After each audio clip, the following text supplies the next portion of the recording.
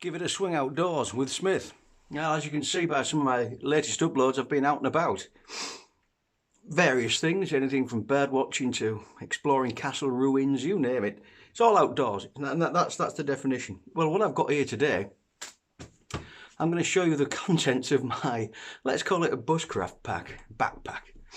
It's an overnight at the end of the day. It's, as I've maybe explained before on my vids, the overnighting and camping and roughing it I used to do was all based around fishing and other things.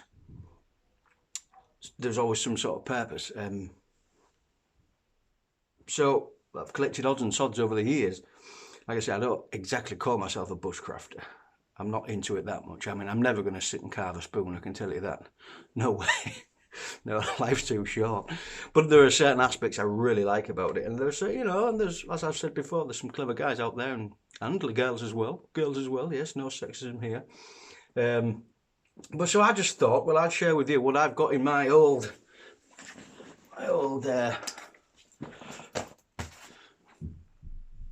Fjällräv, which is Hill Fox, I think. It's that Swedish make anyway, really good quality. Had it a few years now. It's starting to show a bit of wear though. I'm a bit disappointed with this here. It's just split a bit there. It can be repaired, it's no big deal. And it comes with, it's a very, very basic pack. It's retro, it's like something from the 50s, and of course that's what I like. I'm not purely old school, but I do like things that look a bit older. Yeah, we're at then. Let's have a look what we've got here. Cutting tools. Well, I've got the Bear Grylls Survival Hatchet, which is, as it says, a small hatchet, just a little lightweight axe. I can't remember how much it weighs. Comes in a nice sheath, and there she is. And Bear Grylls himself has signed it. Now, if you don't know who Bear Grylls was, he is ex-British Army. I think he's been in the SAS as well, so he took soldiering to a completely different level. Very, very accomplished soldier. And he's got this, he's a survival expert, and yeah, he's got this range of survival equipment. Now, that's a nice little hatchet. It's good for splitting wood, and that's all you need it for, really. You don't need, and of course it's what you really, I like it because it's quite small. Yeah, and I've used it a lot. It needs actually new edge putting on it, but that's another thing. Yeah, so that's the little axe, the little hatchet. As seen before, open hill knife, absolute must. Got a little sharpening stone, the honing stone, and I've got a knife. £3, 3 English pounds, from Biltema. And it's got a nice edge, and it blunts quickly, but it's really easy to put an edge on again. It's relatively new, so it's shiny, a little bit shiny. I want to get some fish guts on it and some blood on it, and then it'll look a bit more old and used. But cheap as chips. There's a lot of these things out there which really cost a lot of money, and if you're trying to do these things on a bit of a budget, then it's good to know. That'll last years at the end of the day. There's nothing wrong with it. It's just not got some fancy mark or fancy name or beautiful wood handle. But it's practical and it works. Same thing with my little saw. I got this really for gardening, and it's one of the folding saws. Now, thing to bear in mind with these saws is that the teeth are reversed, so it cuts on the backward stroke, which takes a bit of getting used to. But the same principles apply. Use all of the blade. All too often I see bushcrafters using this middle section, no more. You've got a full blade there, use as many of the teeth as you can. And the other thing is let the teeth do the work, let the teeth do the cutting, don't rive it, don't let the teeth do the work, take it easy. And of course you can saw more, you won't get so tired. Simple things like that. So that, again, another thing, cheap as chips, Biltema. And it's still sharp, and I've had that a few years. So for the money I paid for this, that's value, that's value. Yeah, so that's the cutting equipment. Now, in addition to that, like everybody these days, you have to have a selfie stick, and I've got one with a cola bottle on it. Oh, I'm not supposed to advertise. I'm like, oh, I've got 29 subscribers. Who gives a shit?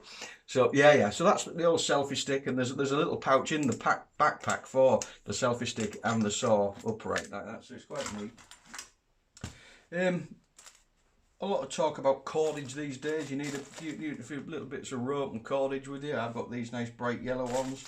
I've got a little carabiner. I've got this, it's a keyring holder really, which goes around your neck. Might come in handy for something. Weighs nothing, so it doesn't get in the way. Lighting, Petzl. One of them little micro Petzls, really small, really nice to use. It lasts a long while, the battery. It gives a nice little strong beam, nice little light. And of course it's very packable. So there's the bit of lighting. Oh no, I'll just get something else for the lighting because I also have this little mini paraffin lamp, or kerosene lamp if you're from over the pond. Amounts to the same thing. That gives off a lovely little, and it's light, and it doesn't take up much room, so I'll put that there with the lighting. Again, I wouldn't actually carry that in the pack. Now then, sleeping. That's quite big. Because more often than not, I'm actually in my car. But anyway, this is about the pack, and it's not too heavy to carry. You can tie that to that pack using bungees and stuff like that. And if you can't, then you shouldn't be doing it, should you really? So, and it blows up and it's 5 centimeters thick, so it's actually quite comfy. I like that. So I will sacrifice the extra bulk for a bit of comfort. Small, packable sleeping bag. It's a summer sleeping bag, so you wouldn't use this in the winter time. It'd freeze your nuts off. So that's a nice small packable little sleeping bag. A sack. This can be used for multi things. It can be used to keep fish fresh in the river, in the water, or you can fill it up with leaves and stuff and make a pillow out of it. So that's a real handy thing to have. And if you're a shooting man, you'd have your game in there hanging so that no flies can get to it or anything. I've used it for keeping fish a lot in. Yeah. So that's that. Fire, cooking. Often over neglect. Well, no, what am I talking about?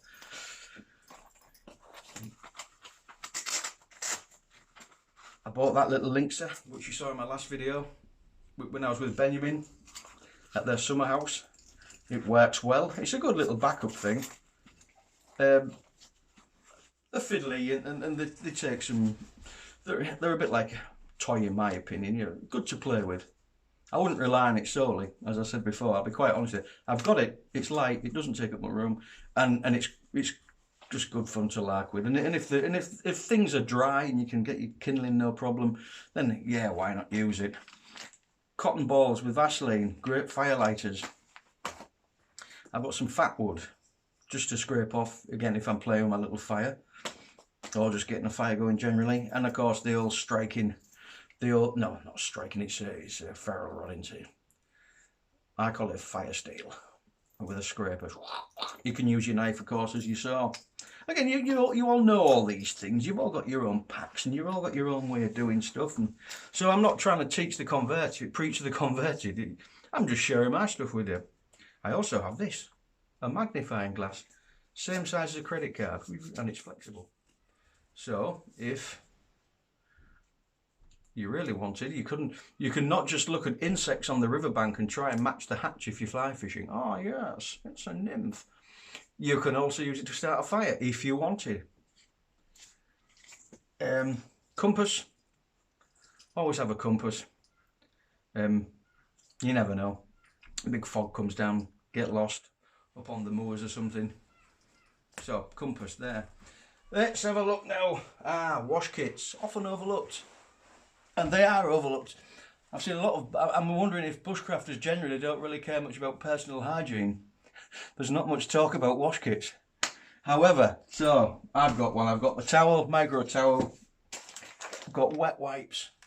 Lovely to have, you know, when you get hot and sticky. Sterile stuff. An extra like face towel, plastic bags. That's the wash kit.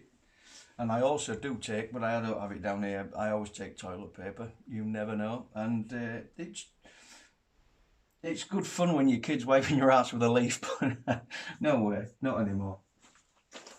Now then, a little bit, it's back to the fire, back to the ignition source, back to the cooking. And this is the Stanley cook set. And I'm a big fan of this. I've used this a lot when I've been out fishing, and it's great. It really is. I'm going to get up and just show you there. And I've actually coupled it with one of those cups, and it all nests together. Look at that, lovely. These are great, these mugs. And you can actually use the lid off that for there. So you can boil something up in that cup. And here's the little gas canister. And the stainless cook set comes with actually 2 of these insulated mugs, but as I've got my aluminium one, stainless steel one, I just bring one with me, and in there can go my little camping stove, micro stove, and always a lighter. You can never have too many lighters. I have standard lighters, Bics, and then I've got my little Zippo as well, and of course, well, then I've got the fire steel to really back it all up. But this cup goes nicely in there. And then this can go in there. And in addition to the lighter thing, you could also fit like a washing up, what do you got, the foam washing up pads and things like that, and a little, you could have a little bottle of oil and a little bottle of washing up liquid. You know, there's quite a bit of room in there, and then your canister goes nests on top there. Lovely. I really like it, and as I say, I've used this quite a lot, this cook set. I'm impressed with it. There we go, nests together like that. And it's funny, when you drink beer out of a stainless steel cup, I think it tastes better. Purely psychological, but I do like it. I'll also have an extra one of these with me, just in case. You get quite a few boils out of them, to be fair, but just in case, I have an extra one. Doesn't take up much room. And of course, we're down to the pleasures of life. What do we take with us for pleasure on the evenings as we relax among nature? Well, hip flask. Always good to have a hip flask. Or a lommerlager på dansk. Lommerlager. And this is a very old pewter one that I got given 30 years ago. No, not quite 30. 26, 27 years ago. And it was someone who would have been my mother-in-law. Wasn't meant to be, but I've still got this, and this has been through thick and thin. Been all over with me. It's got a lovely pewter sheen on it now. It's weathered in real well. And it's had rum in it, it's had whiskey in it, and it's had the old Danish Brændevin Aalborg, which is a lovely snaps. The Danish make lovely snaps, but that's the best, the red. So that's my hip flask, and then I've got this little stainless steel cup in a leather pouch, which my girlfriend gave to me. So that's that little pleasure. And then of course I've got the smoking pouch. Yes, I have the bad habit of smoking a pipe. Very unhealthy. Yeah. And this again was a present from the girlfriend. And it's beautiful. It's real leather. And you've got tobacco in there.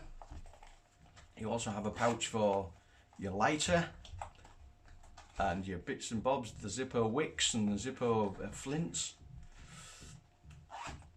And then under here you've got your actual pipe with pipe cleaners, and it all nestles into this lovely real leather pouch. And of course I've got the Zippo, but I don't put that in there because I use the Zippo quite a lot, so that's generally in my pocket. So there we are. So the pleasures of life: strong alcohol and tobacco. Covered the wash kit. Mozzie cream, mosquitoes. They love me, absolutely love me, and it's really annoying. You know, if there was one in the whole of northern Denmark, it'd find me, I'm sure of it. But anyway, I've got that. Not sure how this works. It's a new one on me, and I'm not sure if it's legal in Denmark. I don't really care because I'm going to use it. I've got it. I acquired it, and I think it's full of that really DEET strong chemical stuff, as long as it works in my book. So I've got the old jungle formula, and then of course let's have a look at the old medical kit. I've got a selection of plasters, and I've got a selection of sterile wipes, alcohol sterile wipes. I've got some lip protection from the sun. Now, if anybody suffers from cold sores like I do, you'll be glad to have this with you. It's lovely to have, because you just feel that tickle of the cold sore, get that on and it stops it coming. All too often we don't do it in time, and then horrible things. But there we are. So I've got the old cold sore cream, sun protection for the lips. Always good to have a bit of Vaseline for firelights, if nothing else. But you know, it's good to cover up an open sore. Vaseline creates a watertight seal over it. I use it for all sorts. And then of course I've got the old standard prescription drugs, aspirins. I've got some of these stomach pills, which are to if your stomach's producing a lot of acid, which mine often does, one of these pills will sort it out for a couple of days. Just one. They're real effective. And then I've got these extreme painkillers here, which aren't really prescribed for me. They were prescribed for someone else I know that suffers from, yeah, so that's some quite painful stuff, and so this is prescription. But if you just take one, boom, it knocks out all the pain. They're good. So I've got those in case of, you know, some real emergency. If someone breaks their arm or their leg and you're really in some agony, then pop a pill. Pop a pill. Yeah, so there we are. And there, of course, I'll go in this little plastic bag here. So I think I've about covered it. And a lot of this stuff, like the medical kit I take with me fishing, when I'm going out on the boat, I always take a medical supply with me, because if you're out on the sea, you don't want to be sailing all the way in again. If the fishing's good and you cut your finger, you don't want to be sailing in because you haven't got a plaster. So I always take that with me out there. And all of this stuff gets swapped about a little bit. Sometimes we're camping out the back of the car, and of course then we move things around a little bit. But all in all, the bag stays the same. I just throw the bag in the car and we're all good to go. So that's my little review of the Stanley Cook set and all my gear, what I use. It's not all of it, but it's most of it. And yeah, thanks for watching. Give it a Smith, signing out.